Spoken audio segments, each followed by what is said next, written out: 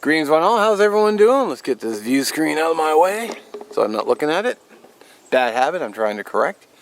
I want to talk about camping by yourself or camping alone. I camp alone pretty often, but it's mainly because of my work schedule. I work the weekends or I wouldn't be able to pay my bills and I'd be homeless and then there'd be no videos. And that was me. Personally, I feel like everyone should camp alone at least once. I mean, it is always more fun with a friend, but, you know, if all those friends are busy or they're doing something else or, you know, they have to work or they've got, you know, family obligations or whatever, and they don't want to go, it's like it would be a shame to not go just because nobody wants to go with you. And that's how I kind of look at it. It's like if nobody wants to go, I'm just going to go by myself, which I do oftentimes because most people work. I actually invited a buddy, but he said, yeah, sure. And then, you know, then no fault. And then when I followed up with him, and then it's like, oh, I'm going to another campsite. I'm like, okay, well, whatever. So, you know, there's a lot of benefits to camping by yourself. For one thing, you don't have to be sociable. You can have your fire however you want. You know, I like to have a smaller fire versus Bonfire Bob, who's got to have a huge blaze. That's another thing. You don't have to answer questions. You can just sit and just let your mind wander. The downside, it can get a little boring, you know. And then when you're camping alone at night, you know, every little snap in the woods, you know, it's probably a bear or some kind of vicious wild animal that's gonna tear you limb from limb in your tent while you scream and, you know, beg for your mom. So, which is probably not really the case, but, you know, I mean, it can be a little. I honestly don't sleep well when I camp. I lay awake often, no matter what shelter I have, hammock, tent, sleeping tarp, whatever, and you know, it is what it is. You know, I mean, I have a very comfortable bed at home. You know, I got the little the head lifts up just a little bit, which I have permanently raised. Man, I sleep. I mean, I gotta get up and answer nature's call, but that's only because your bladder is just evil, and it's like, oh, were you asleep? No, not anymore. Get up. It's like, ah, jerk. So, you know, that's the one thing. It just, you know, it brings a different kind of perspective when you camp by yourself. I mean, for one thing, you're responsible only for yourself. You know, you don't have to try to, you know, take lead on anything. You don't have to get into arguments about gear or how you set up your gear or, you know, how big a fire you should have. So there's that. You don't have to cook for people. You can be loud, obnoxious. You know, maybe you like to talk to yourself. Or maybe you like to talk at cameras. And, yeah.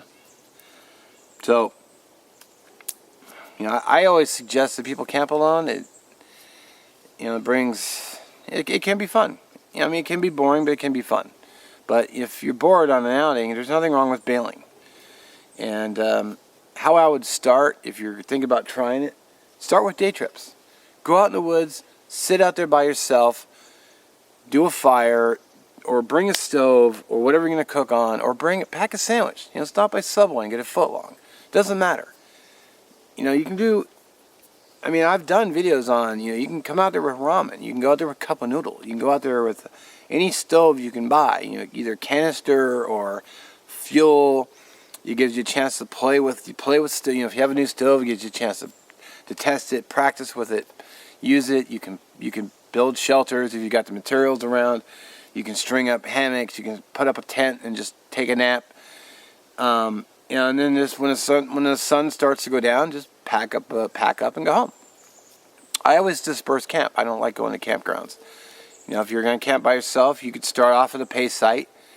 You know, if you don't mind paying the $18 to go camp, I mean, you're going to be literally a stone's throw from the next person, and there's going to be a camp host in there too. So that might be an option as a starting platform. Usually where I go, I'm right on the side of the road. So, and I've said in a dozen videos or more, if I have any problem and I'm still conscious, I can get to the road and flag down a car, because there's always a car going up and down the road. And you might have to wait. Of course, naturally, when you're 10 feet from the road, they'll go whizzing by, and you might have to lay there for an hour, but, you know, eventually there's going to be a car, even if it's dark. I mean, I've had it pitch black in the middle of the night, and there's still cars going up and down the road for whatever reason.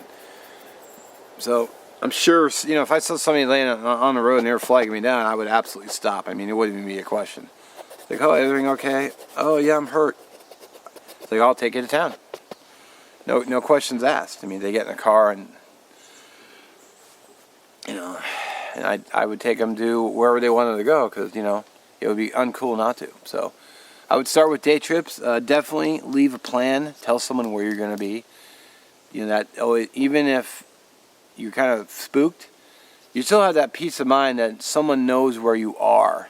And if you go out, make sure you have a plan and tell them. Like I tell my parents I'm going out to National Forest. I tell them right where I'm going, and then you go over and visit. Oh, I haven't visited since the pandemic. I haven't visited much, but I told them what Forest Service road I go to. I told them where I park. I'm like, I'm always parked. I'm usually always parked along the paved part of the road. My car will be there. I told them I do go off into the woods because, you know, I do the whole, you know, woodcraft or bushcraft thing, whatever you call it, or whatever your terminology is for it.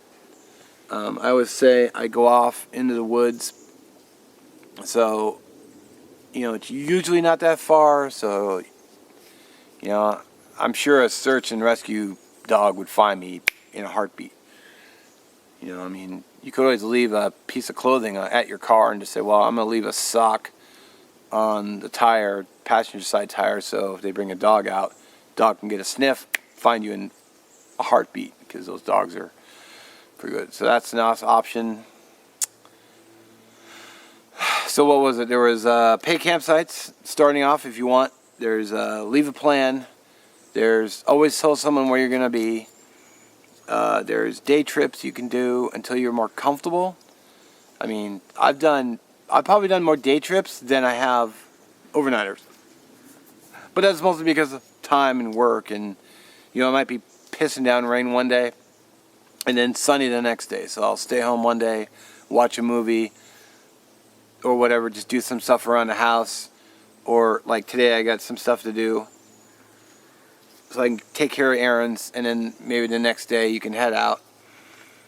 You know, get out there by yourself. Take a lot of pictures if that's what you want to do. And, you know, even if you're going on a day trip, tell someone you're going to be. So, yeah, I highly recommend it. I think it's fun. I actually know someone, and it seems like they refuse to camp alone. Like, I mean, they'll almost get to the point where they'll brag them with a ride, they'll brag them with food. It's like, all you gotta do is come along. It's like, I'm like, well, why don't you just go by yourself? And, you know, and I get the grumble response, like, well, you too scared to camp alone? I mean, that's fine if you're scared. I mean, there are wild animals in the woods. I mean, that's, you know, it's like, you might just be an unlucky person and poof, a bear comes into your camp and he's pissed off. You know, but I was watching Ray Mears' video on YouTube, and he was on a bush plane talking to the pilot, and the pilot's like, yeah, I've seen guys coming up here for 40 years, or, you know, however long it was. Never had a problem. You know, they don't even bring a gun anymore. They just come up unarmed, they do their thing, and then they come back. And he's like, I've seen people come up first time, step off the plane, and poof, the first day they get attacked, or within an hour they have a problem. It's like, so you could just be an unlucky person. So that's always that. You can get, you know, if you have enough battery power, you could run a lantern all night or some kind of night light. Some flashlights have a really low mode and they'll run for, 18 hours. So bring an extra couple AA batteries or whatever and just leave your light on low. You know, if the night light is more comforting for you. I mean, you can always go car camping, so you can sleep in your car. I mean, you can sleep in a truck if you have one. Camper, motorhome, RV, whatever you have. I don't have any of those, but yeah, that's always an option. You know, if you're sleeping in your car and something bumps your car and your whole car starts to move, you turn on the flashlight and there's an animal, you just jump in the driver's seat and you drive away. So I would highly recommend park your car so you're facing the exit. So like a lot of times I'll back into a parking space because it's easier to leave. So if you're parked so you don't have to back up and there's an animal outside, you can just get in the seat. If you can get in the seat, like I don't think I'd be able to crawl from the back of my Jeep into the driver's seat because, you know, weight, maybe. But jump in the driver's seat, drive away. So option, unless they're in front of the vehicle, but then they're in the front of the vehicle, not getting in your vehicle. And if they get on top, I would just drive away and just hit the brakes and let them fly up front. Do whatever you gotta do to get away. I mean, then there's bear spray if that makes you more comfortable. There's pepper spray if that makes you more comfortable. You could sharpen a stick and just jam it in their neck. I don't recommend getting a knife for defense because you have to get really close to use it, especially if you're fighting another human. And I'm no knife fighter. I mean, I don't carry pepper. I have bear spray, but 90% of the time I forget to bring it just because I haven't had any problem. Knock on wood. So I haven't felt like I've needed it. And, you know, I have a .22 long rifle, but that's not going to stop a bear. It might be wondering, whoa, this bee sting a little harder today. But I just, you know, I don't feel like I need to have one. But, you know, if you want to bring a firearm, you certainly can. Carve a stick, get a club, do something. Whatever keeps your mind at ease. Like I said, you can run night lights all around your camp if you want. That's an option. What else is there? Well, if you have any other suggestions, comment below or maybe do a video. And yeah, and check out Hike with Mike. He just did a video on this, and I'll link it below for you if you want to go check him out. Maybe, you know, subscribe to his channel. It's good dude. Can't talk, but good dude. He does, you know, he does a good job on videos, so you know, you might enjoy his channel. He does a lot of swamp talks, which is pretty interesting. So I guess that's it. If I think of something else, I might throw it in the description, but I think I've covered everything. So if you have any ideas, put them below. Yeah, like I said, and then always have a good one and safe camping.